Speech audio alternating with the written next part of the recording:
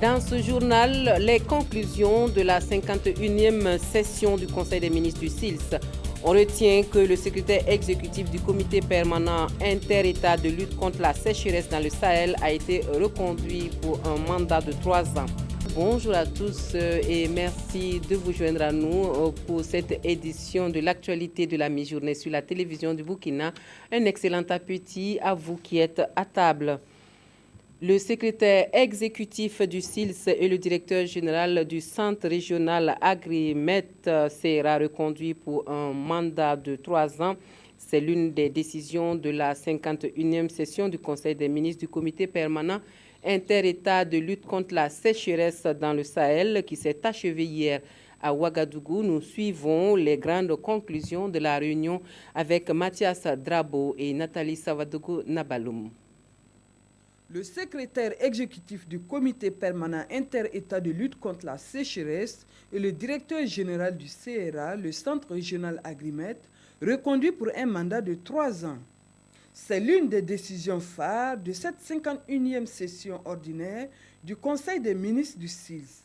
Des recommandations ont également été faites. Nous avons recommandé qu'il y ait une étroite collaboration entre notre institution, le SILS, et la commission de l'UMOA et de la CEDEAO pour une action de synergie en direction des populations vulnérables du Sahel. Mais sur lesquels nous avons beaucoup insisté, c'est que nous voulons multiplier les concertations entre les différents organes du SILS pour qu'il y ait une bonne lisibilité de toutes les activités que nous sommes en train de conduire dans l'espace SILS. Et pour cela, nous avons souhaité que le secrétaire exécutif, avec l'appui du ministre coordinateur, fasse au moins une fois par an le tour de tous les pays. Les travaux de cette 51e session du Conseil des ministres du SILS se terminent par des notes de satisfaction. Désormais, les solutions que nous trouvons nous permettront de résoudre un tant soit peu le problème de l'insécurité alimentaire, le problème de la production céréalière pour justement aider à une meilleure nutrition, une meilleure alimentation, les problèmes de production parce que nous avons abordé les questions de l'irrigation. La prochaine session est prévue se tenir fin février, début mars, dans l'un des pays que sont la Mauritanie ou le Sénégal. Et pour relever le défi de la sécurité alimentaire, on fait davantage appel à la technologie pour améliorer les productions. C'est dans cette dynamique que le projet de valorisation des variétés de maïs à haut rendement dans l'espace UEMOA veut mettre toutes les chances du côté des producteurs. Il a initié à Bobo Dioulasso une formation aux techniques culturelles au profit des agents de vulgarisation du maïs de consommation venus de plusieurs régions de Burkina. Des précisions avec Lamine Karantao et Karim Sissé. Ils sont tous des agents de vulgarisation pour l'appui conseil sur la production rentable du maïs de consommation. Venus du centre-est, du centre-ouest, de la boucle du Mouhoun, des cascades et des hauts bassins, ils sont ici, à Bobo Dioulasso, pour renforcer leurs compétences sur les techniques de production du maïs de qualité. Comment il faut produire le maïs et avoir le maximum de rendement. C'est ça l'essentiel que nous leur apprenons, avec tout ce qui suit comme protection des variétés de maïs, utilisation des engrais, des pesticides, et les densités, quelle densité il faut semer pour avoir beaucoup. Nous pensons que cette formation est la bienvenue pour les agents du développement rural, en termes que ce sont eux qui vont aller suivre les producteurs, les encadrer, les conseiller et les amener à changer leurs habitudes culturelles pour permettre de booster la production du maïs. Cette formation concerne uniquement les variétés de maïs à haut rendement. Et c'est la technique de faire qui est préconisée afin de toucher un grand nombre de producteurs agricoles. Nous avons montré aux agents techniques comment on doit faire. Eux, à leur tour, vont implanter une parcelle et convier les producteurs et leur montrer comment il faut faire. Et les paysans vont maintenant aller faire dans leur terrain. À noter que la formation est initiée par le projet de valorisation des variétés de maïs à haut rendement dans l'espace UEMOA. Et dans le même souci de l'amélioration des productions, le projet de renforcement de la résilience à l'insécurité alimentaire au Burkina Faso lui offre de l'engrais et des semences à des groupements féminins à Kongoussi, des entrants qui devraient permettre aux productrices de niébé d'accroître leur rendement cette année. Les bénéficiaires l'ont bien notifié en tout cas aux donateurs lors de la remise de ces intrants. Jean-Eudes Bayala et Omar Zombri. 7 groupements de femmes productrices de niébé de la commune de Kongoussi reçoivent ici 7 tonnes d'engrais et 1,5 tonnes de semences de niébé pour mener à bien leur campagne agricole. Ce geste entre dans le cadre de l'appui du projet de renforcement de la résilience à l'insécurité alimentaire au Burkina Faso, PRIA. Le projet vise à renforcer les capacités des ménages à résister au changement climatique, à réduire la vulnérabilité des populations, notamment en faisant la promotion de la production aussi bien pour les hommes que pour les animaux. Et pour en arriver là, le PRIA a bénéficié du soutien financier d'un de ses partenaires. Le projet a un coût de 28 milliards et financé à 86% par la Banque islamique de développement, dont le Burkina est membre depuis 1977. Pour ces heureuses bénéficiaires, ce lot d'intrants et de semences va leur permettre de booster leur productivité. Nous sommes très contents de ce geste du PRIA et nous les remercions beaucoup. Grâce à leur don, nous pourrons accroître notre production de niébé et cela va nous permettre de subvenir aux besoins de nos familles. Ce projet concerne 3 régions que sont le centre-nord, l'est et le Sahel.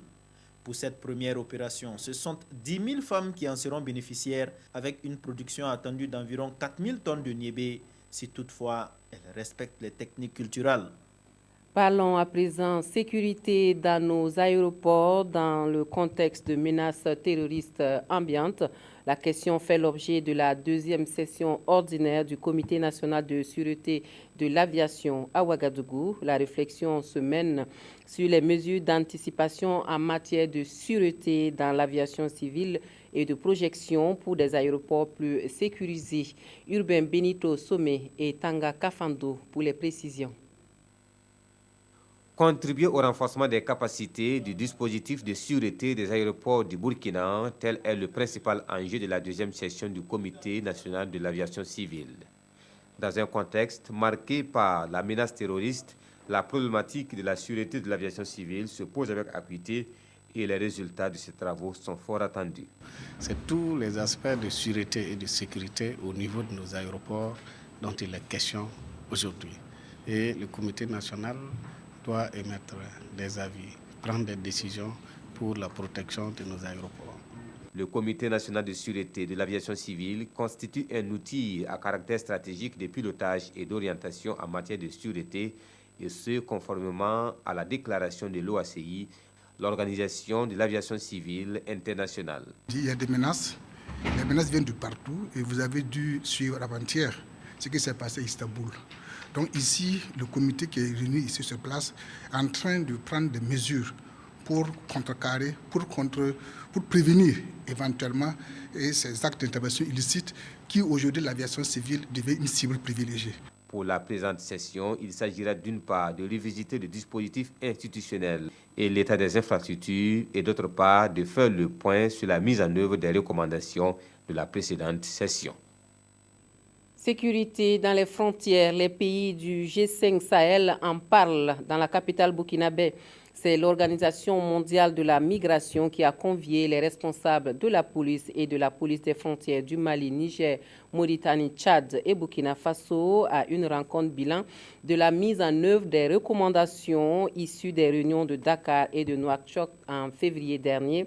On va envisager dans la foulée des actions communes pour renforcer la coopération transfrontalière. Issa Kafando, Ramatouzida.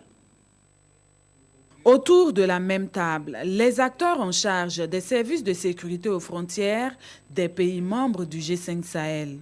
Au cœur des préoccupations, comment gérer et protéger les populations contre les menaces de sécurité aux frontières.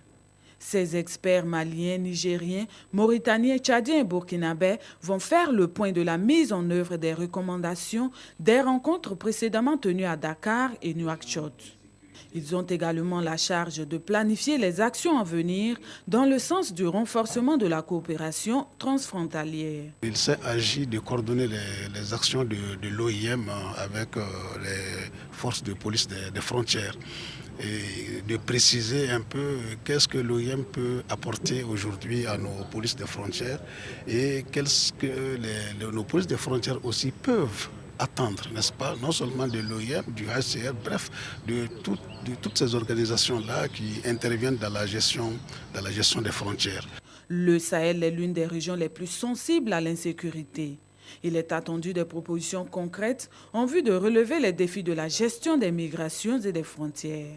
C'est de faire un bilan sans complaisance, de voir ce qui a marché, ce qui n'a pas marché, où est-ce qu'il faut améliorer pour permettre que pour les prochaines phases, on ne revienne plus encore avec des tares que nous avons traînées. La rencontre va également permettre de mesurer les acquis de cette coopération frontalière dans les différents pays et au niveau régional. Cela dans le but de déterminer les efforts à mettre en œuvre pour améliorer la politique du G5 Sahel en matière de gestion et de sécurisation des frontières.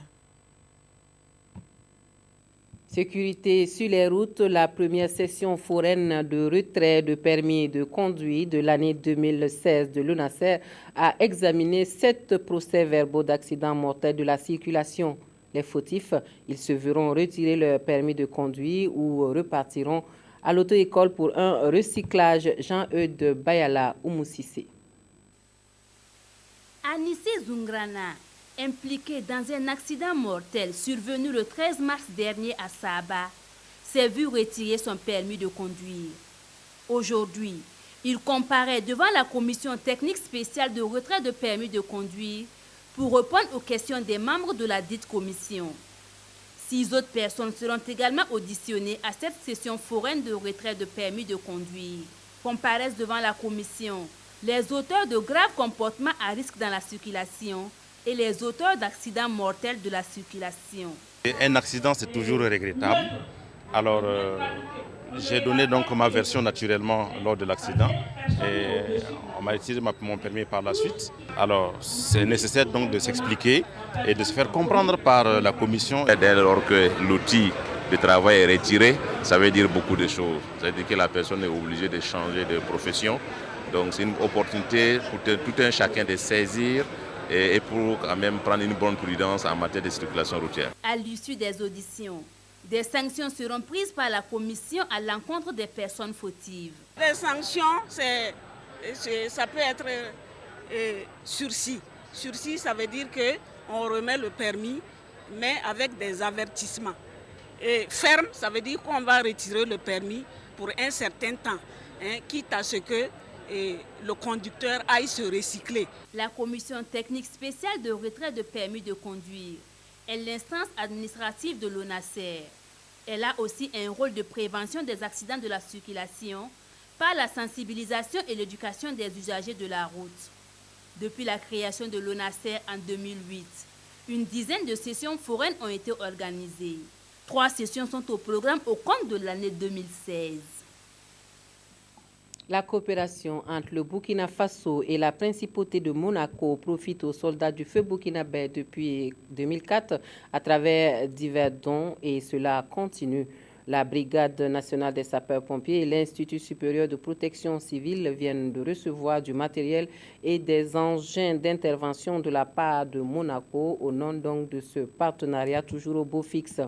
La coopération a été saluée à travers la décoration de 2 chefs de corps des sapeurs-pompiers monégasques de la médaille d'honneur. Des précisions avec Mathias Drabo et Draman Guéné.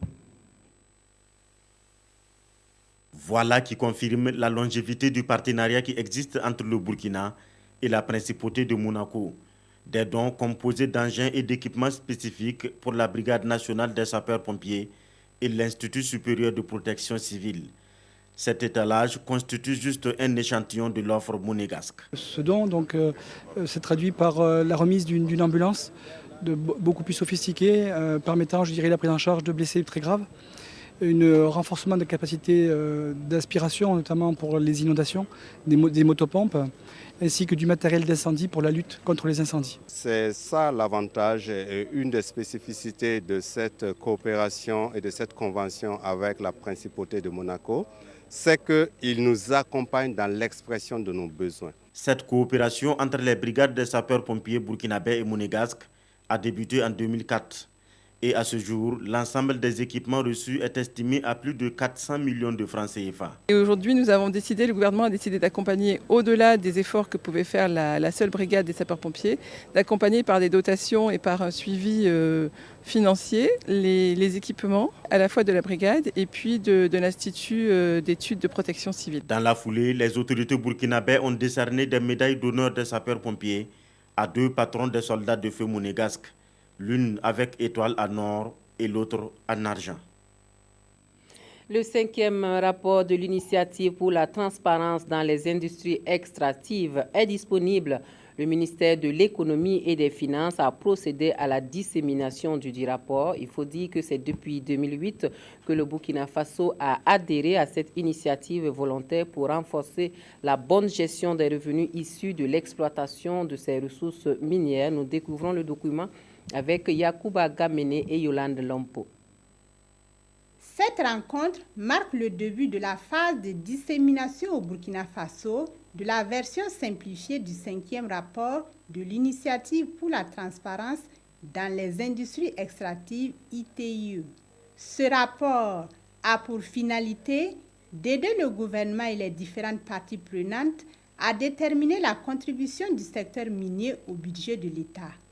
Quant à la totalité des paiements de ces sociétés, elle représenterait 99,59% de toute la contribution du secteur minier au budget de l'État 2013. Ce rapport concerne 29 sociétés d'exploitation industrielle avec 2 comptoirs d'achat. En 2013, le Burkina a engagé globalement près de 200 milliards de francs CFA de recettes issues de l'exploitation des minéraux. Il y a 2 communes qui ont bénéficié effectivement d'une partie de ces recettes-là, appelées taxes superficielles. Notamment, il s'agit de la commune de Koubri et la commune de Ouagadougou. Grâce à la norme ITIE, la quantité de la production minière, le paiement des impôts, la répartition des revenus, l'utilisation des recettes minières ainsi que le processus d'octroi des permis et des autorisations sont rendus publics.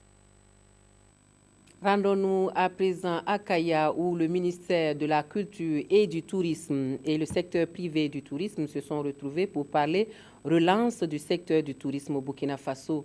Le secteur subit de plein fouet la crise liée aux attaques et menaces terroristes et il s'agit ici de trouver les moyens de rester toujours debout en attendant le retour de meilleurs jours. Des précisions avec Mokhtar Ouedraogo et Frédéric Etienne Bassenga. Après les attaques du 15 janvier dernier à Ouagadougou qui ont écorné l'image du pays, ministère et secteur privé du tourisme recherchent les solutions pour relancer l'engouement pour la destination Burkina Faso. À cette 15e rencontre nationale, il va s'agir de faire le bilan des dégâts engendrés par la crise sécuritaire avant de trouver des formules consensuelles pour sortir du creux de la vague, le secteur touristique. Nous ne devrons pas donner raison aux ennemis de la paix et de la sécurité internationale. C'est dans le non-sens de leur attaque absurde que nous devrons donner un sens à notre politique de développement touristique. Les différentes difficultés que nous connaissons, au lieu de nous abattre, doivent plutôt nous interpeller.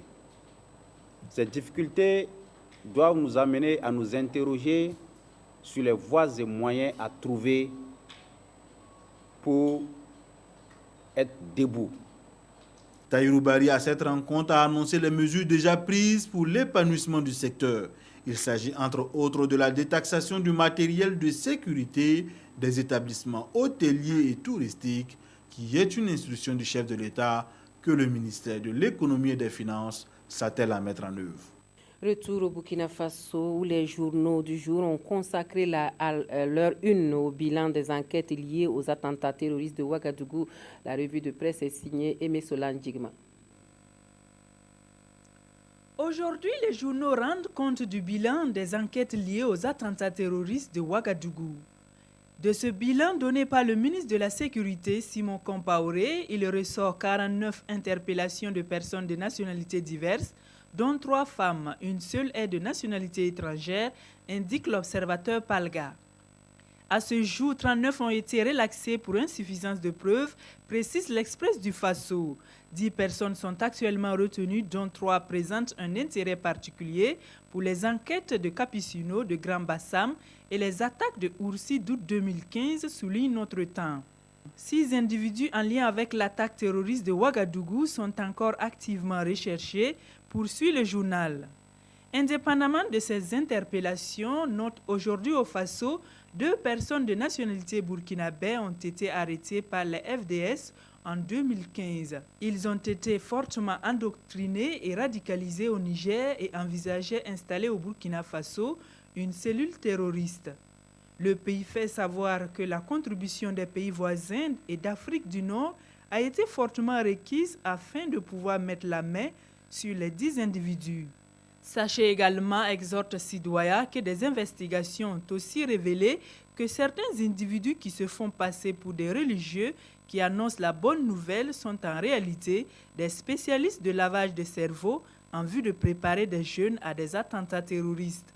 Pour le cas du docteur Elliot kidnappé à Djibo, poursuit le quotidien, il a été localisé, a rassuré Simon Compaoré, dans un pays voisin avec lequel le Burkina travaille pour sa libération.